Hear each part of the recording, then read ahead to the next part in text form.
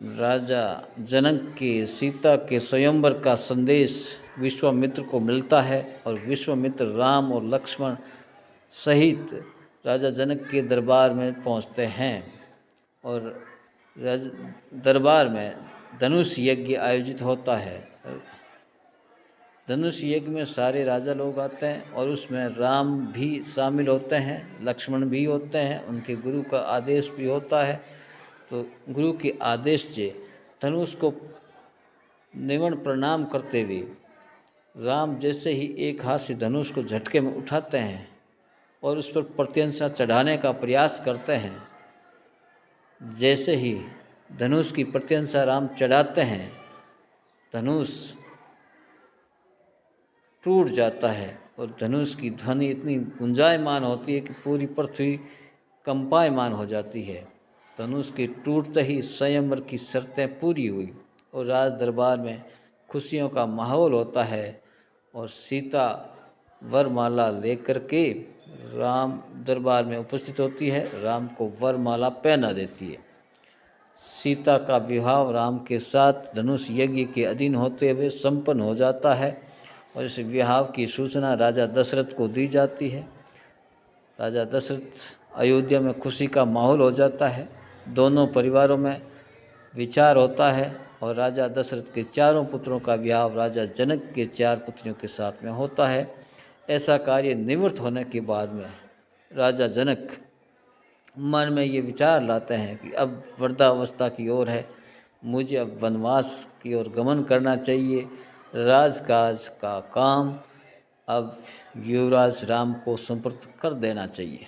मन में ऐसा विचार लाते हैं, सलाह मशवरा करते हैं कि राम का राज्याभिषेक कर देना चाहिए। उस समय भरत नन्यान में होता है और एक अयोध्या में राम के राज्याभिषेक की तैयारियां जोरों पर चल रही होती है। पूरे राज्य में खुशी का माहौल है, अयोध्या नगरी सुंदर रूप से सजाई जाती है और खुशहाल माहौल में राम के राज्याभिषेक की तैयारियां हो रही होती है।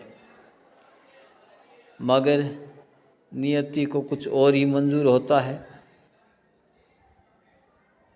तो ऐसी स्थिति में एक और जहाँ खुशियों का माहौल है, दूसरी ओर देवी सरस्वती मंत्रा की गोदी में प्रवेश करती है और इस शुभ घड़ी में बाधा उपस्थित करने का प्रयास करती है। मंत्रा कैकेयी को ढूंढती है और उनको कुछ ऐसा निवेदन करती है कि पूरे ही खुशी भरे माहौल में एक बाधा उपस्थित हो जाए। मंत्रा कैकेयी से कहती है कि राजा दशरथ राम का राज्याभिषेक करना चाहते हैं और भरत को ननियाल भेज कर के पीछे ये कार्य कर रहे हैं, इसमें कुछ गड़बड़ी लग रही है। मंत्रा के शब्दों में कैकेयी भ्रमित हो जाती है और मंत्रा की बात को सही मान करके वो है जो रुष्ट हो जाती है, नाराज़ हो जाती है राजा के इस व्यवहार से।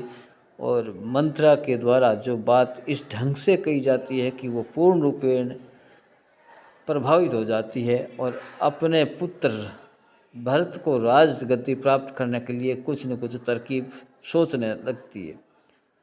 तो वो कहती है मंत्रा कि आपने देवासुर संग्राम में दशरथ की मदद की थी, तब आपको 2 वर दिए थे, वो वर मांग लिया जाए। तो वो कैकेयी नाराज होकर के कोप भवन में जाती है। राजा दशरथ को जब मालूम होता है कि कैकेयी तो कोप भवन में चली गई, उसको समझाने के लिए मनाने के लिए राजा कोप भवन में जाते हैं, कैकेयी को समझाने का प्रयास करते हैं। उस प्रयास में कैकेयी ने उचित अवसर जान करके राजा से अपने दोनों वर मांग लिए। राजा को जैसे ही कैकेयी ने कहा कि मुझे मेरे 2 वर दीजिए जो मैंने देवासुर संग्राम में आपने दिए थे, राजा सहमति देते हैं कि मैं दोनों वर दूंगा। तो कैकेयी कहते हैं कि राम को 14 वर्ष का वनवास और भरत को राज तिलक, ये मेरे 2 वर है। ऐसा सुन करके राजा एक बदहाल सा हो जाता है या विक्षिप्त अवस्था में चला जाता है। इस कारण राजा बहुत दुखी हो जाता है और उनकी दशा बड़ी शोचनीय हो जाती है। जब राम को ये बात मालूम पड़ती है तो राम सहर्ष वन गमन की करते हैं, पिता की आज्ञा लेकर के वनवास प्रस्थान करते हैं। राम के साथ में सीता और लक्ष्मण भी वन की ओर जाते हैं और राम जनता से, अयोध्या की जनता को सरयू नदी तक साथ में लाते हैं। उसके बाद उनको रोक करके अंधेरे में चले जाते हैं और अपने मित्र निषाद राज के वहाँ एक रात्रि विश्राम करके आगामी 14 वर्षों के लिए वन गमन करते हैं। तो ये राम के वन गमन की कथा थी।